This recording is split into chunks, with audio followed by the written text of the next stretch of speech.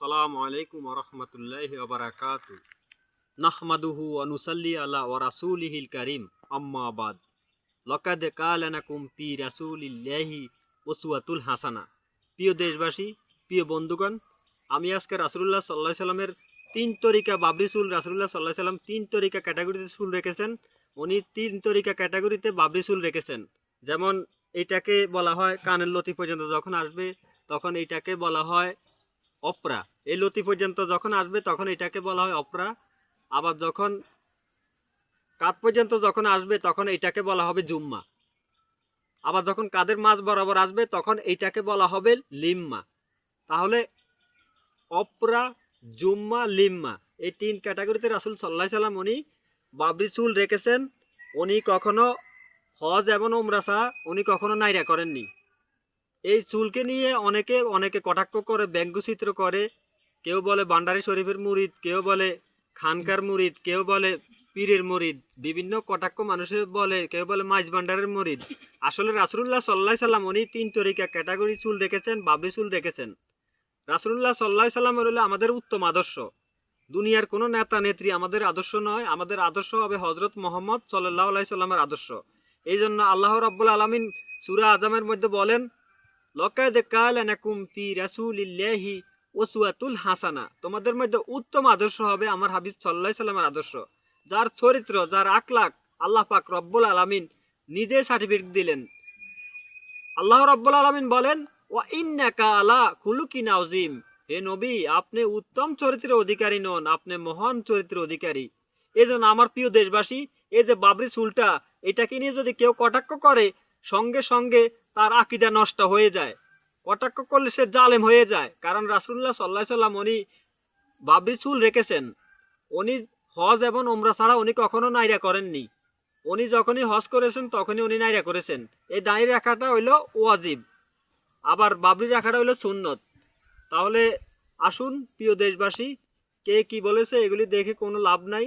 রাসূলুল্লাহ সাল্লাল্লাহু আলাইহি সাল্লামকে আমরা ফলো করব, কোরআন এমনকি হাদিস। রাসূলুল্লাহ সাল্লাল্লাহু আলাইহি সাল্লাম বলেছেন, তোমাদের মধ্যে আমি দুটো জিনিস রেখে যাব, একটা হলো আল কোরআন, আরেকটা হলো আমি হাদিস রেখে যাব। কোরআন আর হাদিস এই দুটোই যথেষ্ট, আর কোনো কিছু লাগবে না। এজন্য আল্লাহ রাব্বুল আলামিন কোরআন কারিমে বলেন, ওয়া ইন্নাকা আলা খুলুকিন আযীম। হে নবী, আপনি উত্তম চরিত্রের অধিকারী নন, আপনি মহান চরিত্রের অধিকারী। আপনার দিনের আলোতেও কখনো গুনাহ নাই, আপনার রাতের অন্ধকারে কখনো গুনাহ নাই। গুনাহ আপনাকে স্পষ্ট করতে পারে না, আপনার কোনো গুনাহই নাই, আপনি মাসুম, আপনার কোনো গুনাহ নাই। রাসূলুল্লাহ সাল্লাল্লাহু আলাইহি সাল্লাম উনি যুদ্ধের নবী ছিল। রাষ্ট্র উনি কিভাবে চালাইছেন, সাহাবায়ে কেরামরা কিভাবে রাষ্ট্র চালাইছেন, তার খলিফার থেকে জীবনে আপনাদেরকে শিখতে হবে রাষ্ট্র কিভাবে চালাইতে হয়।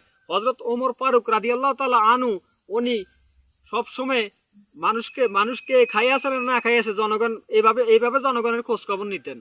আল্লাহ রাসূল সাল্লাল্লাহু আলাইহি সাল্লাম ওনার চার খলিফা ছিল, হযরত ওমর ফারুক রাদিয়াল্লাহু তাআলা আনহু, হযরত ওসমান রাদিয়াল্লাহু তাআলা আনহু, হযরত আবু বকর সিদ্দিক রাদিয়াল্লাহু তাআলা আনহু, হযরত আলী রাদিয়াল্লাহু তাআলা আনহু। এই চার খলিফারা রাষ্ট্র চালাইছে। রাষ্ট্র কিভাবে চালাইতে হয় হযরত ওমরকে দেখে শিখতে হবে। রাষ্ট্র কিভাবে চালাইতে হয় হযরত ওসমানকে দেখে শিখতে হবে। রাষ্ট্র কিভাবে চালাইতে হয় আবু বকর সিদ্দিক রাদিয়াল্লাহু তাআলা আনহুকে দেখে শিখতে হবে। রাষ্ট্র কিভাবে চালাইতে হয় হযরত আলী রাদিয়াল্লাহু তাআলা আনহুকে দেখে শিখতে হবে। রাষ্ট্র কিভাবে চালাইতে হয় হযরত ওমর খাত্তাব রাদিয়াল্লাহু তাআলা আনু যেভাবে রাষ্ট্র চালাইছে এইভাবে তাদেরকে দেখে শিক্ষা গ্রহণ করতে হবে। রাসূলুল্লাহ সাল্লাল্লাহু আলাইহি সাল্লাম উনি 27টা যুদ্ধের সেনাপতি ছিল, একামতে দ্বীনের কাজ করেছিল, আল্লাহর জমিনে আল্লাহ দ্বীনের কাজ করেছিল। তারা কোনো জাহেলের রক্ত চক্ষুকে পরোয়া করেনি। তারা কোরআন দিয়ে রাষ্ট্র চালাইছে, তারা ন্যায় বিচার করেছে। পুরা কোরআনটাই হলো রাজনীতি। রাজনীতি আপনি কোথায় যাবেন, কোথায় থেকে শিখবেন? রাজনীতি শিখতে হবে উলামায়ে কেরাম থেকে, রাজনীতি শিখতে হবে কোরআন এবং হাদিস থেকে। দুনিয়ার কোন জাহেলের থেকে, মূর্খ থেকে একমাত্র রাজনীতি শিখলে চলবে না। রাজনীতি শিখতে হবে একমাত্র কোরআন এবং কি হাদিস থেকে। দুনিয়ার কোন জাহেলের থেকে শিখা যাবে না ইনশাআল্লাহ। এই জন্য রাসূলুল্লাহ সাল্লাল্লাহু আলাইহি সাল্লামের আদর্শ, লাকাদ কানা লাকুম ফি রাসূলিল্লাহি উসওয়াতুল হাসানাহ। দুনিয়ার কোন নেতা নেত্রী আমাদের আদর্শ নয়, আমাদের আদর্শ হবে নবী মুহাম্মদ সাল্লাল্লাহু আলাইহি সাল্লামের আদর্শ ইনশাআল্লাহ।